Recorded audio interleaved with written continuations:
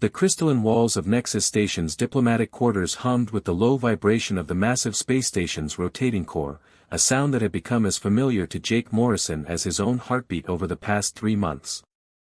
He adjusted his formal Earth Embassy jacket one final time, the midnight blue fabric catching the artificial starlight streaming through the panoramic viewport.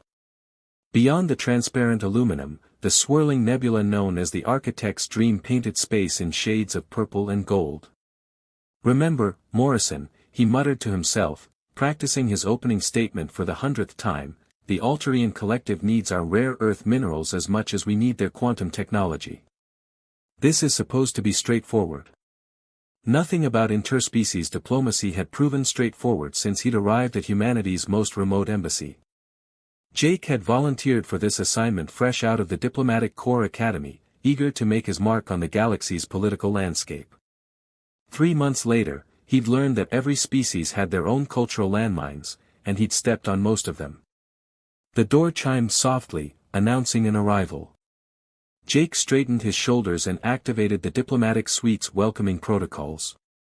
The lights adjusted to a warmer spectrum, and subtle pheromone neutralizers engaged to ensure no species would find the environment offensive. "Enter," he called, switching to the Universal Translator's formal mode. The door slid open with a whisper, and Jake's prepared greeting died in his throat. Zara Veth, security chief of the Kylorian delegation, stepped into the room with the fluid grace of a predator. Her species' natural height advantage put her nearly 7 feet tall, and the form-fitting obsidian armor she wore only emphasized the lethal elegance of her movements.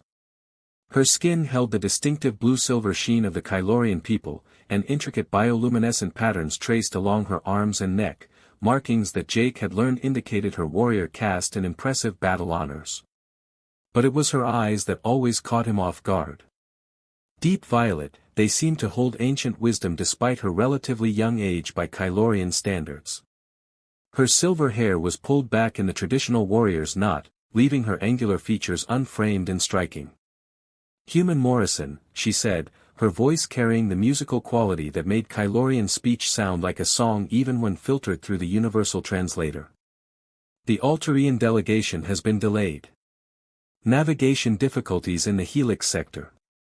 Jake nodded, trying to maintain professional composure while his mind raced. Zara had been assigned to his security detail since his first week on Nexus Station, and their interactions had been cordially professional. She executed her duties with military precision, kept him safe from the various political factions that might wish humanity's newest diplomat harm, and rarely engaged in conversation beyond what was strictly necessary. Yet Jake found himself looking forward to their daily briefings more than he cared to admit. "How long a delay are we talking about?" he asked, gesturing for her to take a seat at the conference table. The furniture had been specially designed to accommodate various species' physiological needs, a marvel of engineering that cost more than most planetary governments' annual budgets. 6 standard hours, minimum, Zara replied, settling into the chair with careful control. Even her smallest movements seemed calculated for maximum efficiency.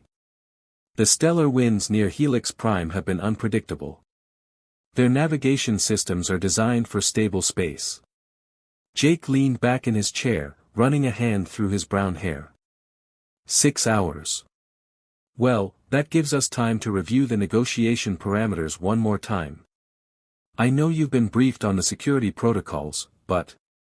Human Morrison, Zara interrupted gently, I have reviewed all material 17 times. Your safety parameters are well within acceptable ranges for this type of diplomatic contact. Right. Of course. Jake felt heat rise in his cheeks. I suppose I'm just nervous. This is my first major treaty negotiation. Back on Earth, the worst thing that could happen was someone walking out of a trade meeting. Here, I'm told entire star systems have gone to war over poorly chosen words. For the first time since he'd known her, Zara's expression softened slightly.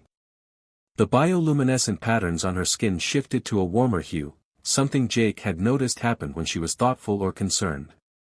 Your diplomatic record shows promise, she said. The Centauri mining dispute you mediated last month was handled with skill. The Vegan Agricultural Consortium speaks highly of your negotiation style. Jake blinked in surprise. You've been reviewing my diplomatic files. It is necessary for proper security assessment, Zara replied, though her skin patterns flickered in what Jake had learned was the Kylorian equivalent of a blush. I must understand your methods to anticipate potential risks. That's, actually pretty thoughtful. Thank you. Jake found himself smiling. I have to admit, I've been curious about Kylorian culture myself. Your people have such a rich military tradition, but from what I've read, you also have sophisticated artistic and philosophical traditions. Zara's posture shifted almost imperceptibly, becoming less rigidly military. Many species focus only on our warrior aspects. Few humans show interest in our cultural depths. Well, I'm not most humans, Jake said, leaning forward slightly. For instance, those bioluminescent patterns on your skin, I've noticed they change based on your emotional state. It's fascinating how your species evolved such sophisticated nonverbal communication. The patterns on Zara's skin suddenly flared brighter, cycling through rapid shifts of color and intensity. Her violet eyes widened, and she went very still. Human Morrison, she said carefully, are you aware of what you just said? Jake felt a cold knot form in his stomach. He'd done it again, stumbled into some cultural taboo he hadn't known existed. No. What did I say wrong? You observed my skin patterns and commented on their beauty and significance, Zara said, her voice taking on a formal quality that set off every alarm bell in Jake's diplomatic training. In Kylorian culture, such observations are reserved for. She paused, searching for the right words, intimate bonding discussions. Oh. Jake felt the blood drain from his face. Oh no. I didn't mean, that is, I wasn't trying to.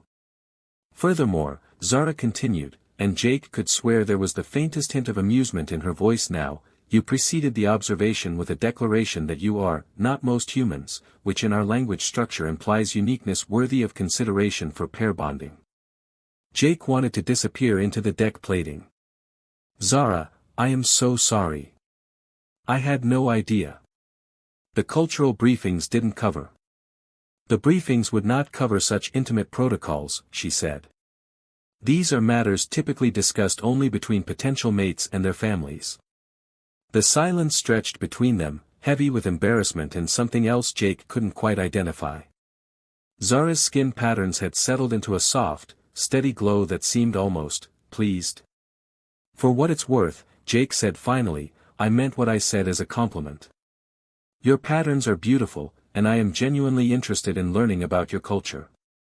I just wish I'd known I was accidentally proposing. This time, Zara's laugh was unmistakable, a sound like silver bells that made Jake's heart skip. You were not proposing, Human Morrison. But you were, expressing interest in a way that would be considered quite forward by my people's standards.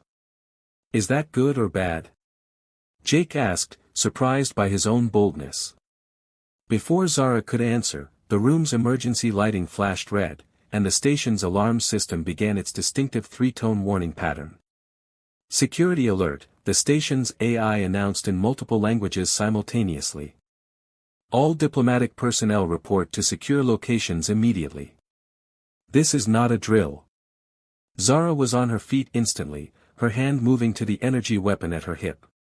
The playful warmth that had been building between them vanished, replaced by the cold professionalism of a warrior assessing threats. Stay behind me, she ordered, moving toward the suite security console. Do not leave this room under any circumstances.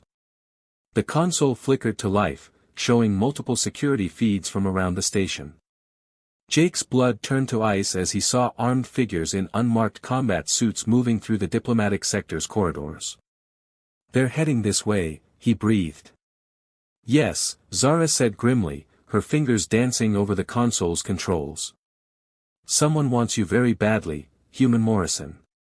The question is whether they want you alive or dead.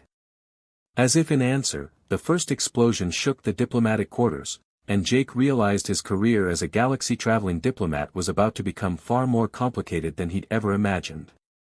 The lights flickered and died, plunging them into the purple-gold glow of the nebula beyond the viewports.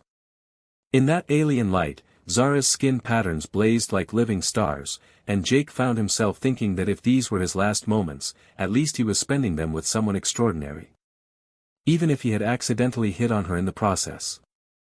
The stolen cargo shuttle shuddered as it dropped out of hyperspace, its hull scarred from the desperate escape from Nexus Station 12 hours earlier. Jake gripped the co-pilot's seat, his knuckles white as he watched Zara's hands dance across the navigation controls with practiced efficiency. The emergency lighting cast everything in a hellish red glow, and the life support systems wheezed ominously. "Where are we?" Jake asked, peering through the cracked viewport at the asteroid field that surrounded them like a maze of tumbling stone giants. "The Forgotten Reach," Zara replied, her voice tight with concentration as she navigated between the slowly rotating rocks. "An abandoned mining sector. No one comes here anymore, the ore veins were depleted decades ago." Jake watched her work, marveling at how she'd managed to get them out of Nexus Station alive. When the attackers had breached the diplomatic quarters, Zara had moved like liquid lightning, cutting through their ranks with a combination of martial arts and energy weapons that had been breathtaking to witness. She'd grabbed him and fought their way to the shuttle bays, commandeering the first ship she could hotwire. "There," she said, pointing to a massive asteroid honeycombed with mining tunnels. Epsilon 7. It still has basic life support infrastructure. The shuttle limped toward the asteroid's docking bay, a cavernous opening that had once accommodated massive ore haulers. Ancient automated systems flickered to life as they approached, magnetic clamps securing their battered vessel with mechanical precision that spoke to the mining consortium's former wealth and power. As they powered down the engines, Jake finally allowed himself to relax slightly. The adrenaline that had sustained him through their escape was wearing off, leaving him shaky and exhausted. "We need answers," Zara said, unbuckling her restraints. "Someone wanted you dead badly enough to assault a diplomatic station. This was not random violence." Jake nodded, following her toward the shuttle's airlock. "The question is who? I'm nobody special, just a junior diplomat trying to negotiate mining rights." Zara paused at the airlock controls, her violet eyes studying him intently. "You may believe that, but someone disagrees. Your mining negotiations have been unusually successful. Perhaps too successful." The asteroid's docking bay held the musty smell of disuse and recycled air. Emergency lighting strips created pools of wan illumination between long stretches of shadow. Their footsteps echoed in the vast space as they made their way toward what had once been the mining complex's administrative center. "This place gives me the creeps," Jake muttered, pulling his jacket tighter around himself. The temperature was barely above freezing, maintained at the minimum level to prevent the atmosphere processors from shutting down completely. "It is strategically sound," Zara countered, though Jake noticed her skin patterns had shifted to the deep blue he'd learned indicated alertness or concern. "Multiple escape routes, defensive positions, and no one will think to look for us here." They found the control center, a circular room lined with dead monitors and control panels covered in a thin layer of dust. Zara immediately set about bringing the essential systems online while Jake explored the facility's database, searching for any communications equipment that might still function. "Got it," he announced as one of the communication arrays came to life. "It's old, but it should let us access the diplomatic networks without being traced." For the next few hours, they worked in companionable silence, Jake monitoring news feeds and diplomatic channels while Zara established security protocols and mapped the asteroid's defensive capabilities. The more Jake read, the more disturbed he became. "This doesn't make sense," he said finally, leaning back in his chair. "According to the official reports, I was killed in the attack on Nexus Station. They're calling it a terrorist incident by anti-human extremists." Zara looked up from the security console she'd been modifying. "But you are alive." "Exactly. So either they're incompetent, or they wanted people to believe you were dead," Zara finished. "Which suggests the attack was not about killing you, but about making you disappear. Jake felt a chill that had nothing to do with the asteroid's cold air. But why? What could I possibly know that's worth all this trouble? Before Zara could answer, proximity alarms began blaring throughout the facility. She was at the sensor array in an instant, her hands flying over the controls. One ship, she announced. Small, fast, heading directly for our position. Jake's heart sank. They found us. Wait. Zara's brow furrowed as she studied the readings. This ship, it's not military configuration. And it's broadcasting a diplomatic identification code. The communication system crackled to life, filled with static and interference from the asteroid field. Anyone copy? This is Captain Nix Torander aboard the merchant vessel Wandering Star. I've got information about what happened at Nexus Station, and I think you're going to want to hear it. Jake and Zara exchanged glances. The voice belonged to a human male, speaking with the distinctive accent of the Outer Rim colonies. Could be a trap, Zara warned. Could be, Jake agreed. But right now, we don't have many options. Jake activated the communication array. This is, a survivor of the Nexus Station incident. What kind of information? The kind that explains why someone's gone to a lot of trouble to make the galaxy think you're dead, friend. Permission to dock. I'm running low on fuel, and there are some very unfriendly ships about 3 hours behind me. Zara's skin patterns shifted to a rapid, agitated display that Jake recognized as her way of processing multiple threat assessments simultaneously. Finally, she nodded. Docking Bay 7, Jake transmitted. But know that we're armed and not in a trusting mood. Understood. Coming in now. The ship that settled into Docking Bay 7 was a study in controlled chaos. The Wandering Star had clearly seen better decades, its hull patched and repatched, its design a hybrid of at least 4 different shipbuilding traditions. But her engines hummed with well-maintained power, and her weapons systems, while not military-grade, looked capable of handling most threats. Captain Nix Torander turned out to be a man in his 50s, weathered by years of space travel, with graying hair pulled back in a spacer's ponytail and clothes that had seen action on a dozen different worlds. He moved with the easy confidence of someone comfortable in dangerous situations. You must be Morrison, he said, extending a calloused hand. And the lovely warrior who got you out alive, Zara Veth, if I'm not mistaken. Jake shook the offered hand cautiously. How do you know who we are? Because, my friend, you've stumbled into something much bigger than a simple mining rights negotiation. Nix's expression grew serious. What do you know about the Kepler Consortium? Mining conglomerate, Jake replied. One of the biggest in the galaxy. They've been trying to secure exclusive rights to several systems that Earth has been negotiating for. Right. And what you don't know is that they've been buying off diplomats, sabotaging negotiations, and eliminating anyone who gets in their way. Nix activated a portable holographic display, showing star charts and financial records. Your negotiations have been too successful, Morrison. You were about to cost them billions in potential profits. Zara stepped closer, studying the data with professional interest. This shows payments to several mercenary groups, including the one that attacked the station. Exactly.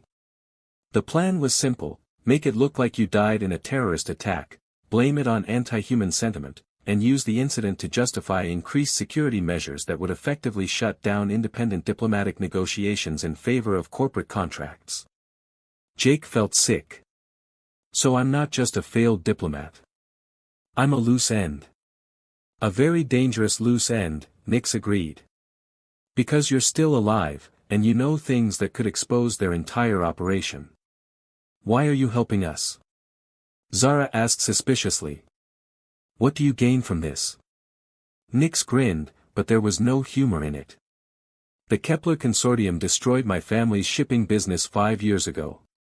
Drove us out of the Centauri trade routes through a combination of corporate espionage and selective violence. I've been looking for a way to hit them back ever since. The three of them spent the next several hours going through Nix's intelligence files, piecing together a conspiracy that reached into the highest levels of corporate and political power. The scope of it was staggering: corrupted diplomats, bought judges, mercenary attacks disguised as terrorist incidents. "So what do we do?" Jake asked finally. "We can't fight a conspiracy this big with just the three of us." "We don't fight it," Zara said thoughtfully. "We expose it. But we need proof, something undeniable that even their paid officials can't suppress." "I might know where to get that," Nix said slowly. "But it's dangerous. There's a data cache on Kepler-7, their corporate headquarters. If we could get access to their internal communications." "It would be suicide," Zara protested. "The security around their headquarters is legendary." "Maybe," Nix admitted. "But I know someone on the inside. Someone who might be willing to help if we can get to them." As they planned their next move, Jake found himself watching Zara work. The crisis had stripped away the formal barriers between them, and he was seeing sides of her personality that her military bearing usually concealed. She was brilliant, fierce, and completely dedicated to protecting him, not just because it was her duty, but because she genuinely cared. During a brief break in their planning, she approached him while Nix was checking on his ship's repairs. "Human Morrison, Jake," she corrected herself, using his first name deliberately. "I must ask you something." "Of course. When this is over, when the conspiracy is exposed and the danger is past." She paused, her skin patterns shifting to that soft, warm glow he'd noticed before. "Will you return to Earth?" Jake considered the question, studying her face in the asteroid's dim lighting. "I don't know. My career as a diplomat is probably over, regardless of how this ends. But there might be other reasons to stay in this part of the galaxy." "Such as?" He stepped closer, close enough to see the intricate details of her bioluminescent patterns, to catch the subtle scent that reminded him of ocean air and starlight. "Such as a certain Kylorian security chief who I'd like to get to know better. Assuming she's interested in spending time with a human who accidentally propositioned her." Zara's laugh was soft and musical. "That depends, Jake Morrison. Are you prepared to learn proper Kylorian courtship protocols? They involve considerably more ritual combat than your species typically expects." "I'm a quick learner," Jake replied, surprised by his own boldness. Their moment was interrupted by Nix's return, but the look that passed between them held promises that neither the conspiracy nor the vast coldness of space could diminish. Tomorrow, they would venture into the heart of enemy territory. Tonight, they were three fugitives hiding in an abandoned mining station, planning to take on one of the galaxy's most powerful corporations. But for the first time since the attack on Nexus Station, Jake felt hope. The underground tunnels beneath Kepler-7's capital city reeked of industrial waste and broken dreams. Jake pressed himself against the damp concrete wall, listening to the echo of footsteps above as corporate security forces conducted their third sweep of the day. Beside him, Zara's skin patterns had dimmed to almost nothing, a natural camouflage response that made her nearly invisible in the tunnel's shadows. "They're getting desperate," Nix whispered from his position near the tunnel junction. "Tripling security sweeps means they know we're here but can't find us." It had been 3 days since they'd arrived on Kepler-7, and their mission was falling apart. Nix's inside contact, a data analyst named Marcus Webb, had gone dark after their first meeting. The corporate headquarters loomed above them like a black glass monument to greed, its security systems more sophisticated than anything Jake had encountered in his diplomatic career. "We need to abort," Zara said quietly, her violet eyes reflecting the dim light of their portable illumination unit. "This has become too dangerous. We should retreat and find another way." Jake studied the building schematics they'd managed to acquire, frustration eating at him like acid. Somewhere in that tower was proof of the conspiracy that had destroyed his career and nearly killed them both. But every approach they'd planned had been anticipated, every route blocked by increasingly sophisticated countermeasures. "There's another option," he said slowly, an idea forming that made his stomach clench. "Someone I know in the diplomatic corps. Someone who might be able to get us legitimate access to the building. Zara's skin patterns flickered with concern. Who? Ambassador Vera Blackstone. She's heading the Kepler Consortium's new diplomatic initiative, trying to establish formal trade relationships with the Outer Rim colonies. Jake ran a hand through his hair, which had grown shaggy during their weeks on the run. She was my instructor at the academy. If anyone would help us, it would be Vera. And if she's part of the conspiracy? Nix asked bluntly. Then we're dead anyway, Jake admitted. But I can't believe that. Vera's spent her entire career fighting for honest diplomacy. She's the one who taught me that our job is to build bridges, not burn them. 2 hours later, Jake stood in the marble lobby of the Kepler Consortium's diplomatic offices, trying to look like anything other than a fugitive who'd been living in underground tunnels. Zara and Nix waited in a nearby cafe, ready to extract him if things went wrong. Ambassador Vera Blackstone hadn't changed much in the 5 years since Jake had graduated from the academy. Her silver hair was still pulled back in a perfect chignon, her charcoal suit impeccably tailored, her steel-gray eyes as sharp as ever. But when she saw him, those eyes widened with what looked like genuine shock. Jake Morrison, she breathed, rising from behind her massive desk. My God, we thought you were dead. Reports of my death were greatly exaggerated, Jake said, trying to keep his voice light. I need your help, Vera. I'm in serious trouble. She moved around the desk, and for a moment, he thought she was going to embrace him. Instead, she stopped just out of arm's reach, her expression cycling through several emotions too quickly for him to read. You look terrible, she said finally. When did you last have a proper meal? A shower? It's been a challenging few weeks. Jake settled into the chair she indicated, noting how her office commanded a spectacular view of the city below. Vera, what I'm about to tell you is going to sound insane, but I need you to listen. For the next 20 minutes, he laid out everything, the attack on Nexus Station, the conspiracy to eliminate him, the evidence of corporate manipulation of diplomatic processes across the galaxy. Vera listened without interruption, her face growing paler with each revelation. This is... She paused, moving to pour herself a drink from a crystal decanter. This is monstrous, Jake. If what you're saying is true, it would implicate dozens of officials, corporate executives, even some of my colleagues. It is true. And I can prove it, but I need access to their internal communication systems. Just for a few hours. Vera was quiet for a long moment, staring out at the city skyline. When she finally turned back to him, her expression was unreadable.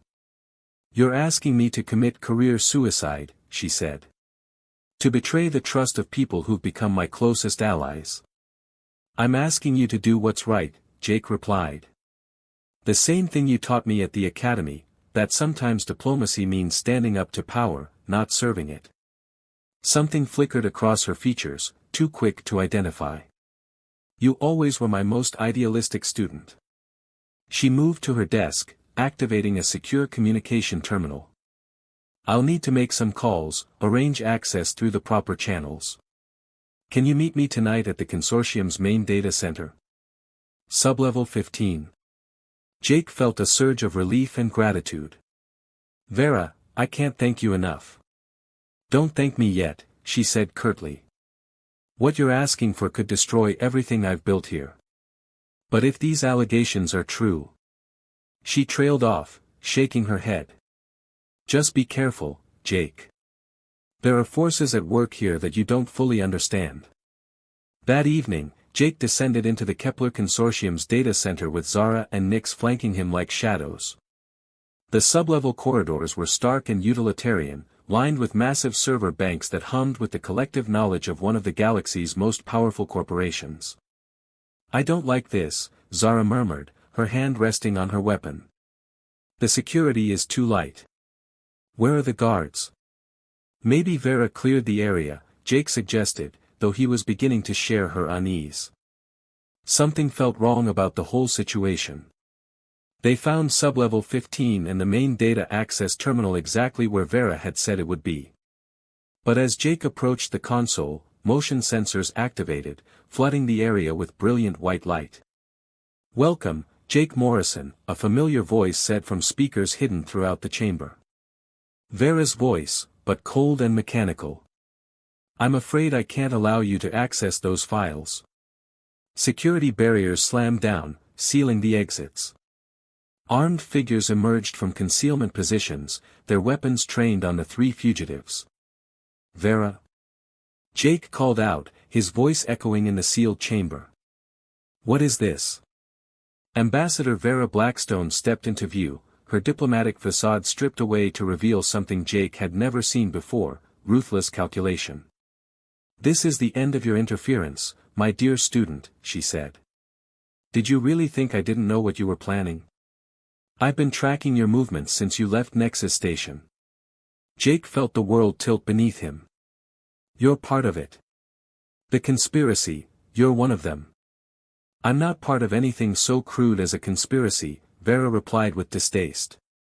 "I'm simply a realist who understands that corporate stability is essential for galactic peace. Your naive idealism was going to destabilize trade relationships across 17 systems.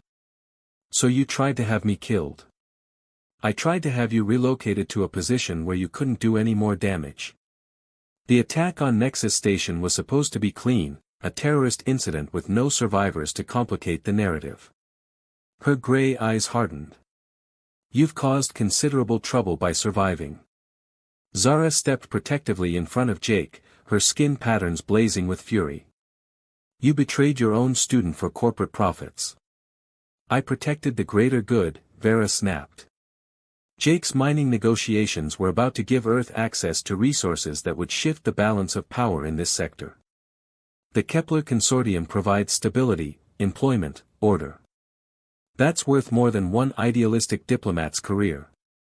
Jake felt something breaking inside him, not just disappointment, but a fundamental shift in how he saw the universe. The woman who had taught him about honor and integrity had sold those principles for corporate backing. "You're wrong," he said quietly. "About stability, about order, about what really matters. But mostly, you're wrong about one thing." "And what's that?" Jake smiled, the expression feeling strange on his face after weeks of fear and uncertainty. "You're wrong if you think we came here unprepared." The lights went out. In the darkness that followed, Zara moved like liquid death. Her Kylorian night vision gave her an overwhelming advantage, and she used it ruthlessly. The sound of bodies hitting the floor was punctuated by the distinctive whine of energy weapons powering down as she systematically disarmed Vera's security team.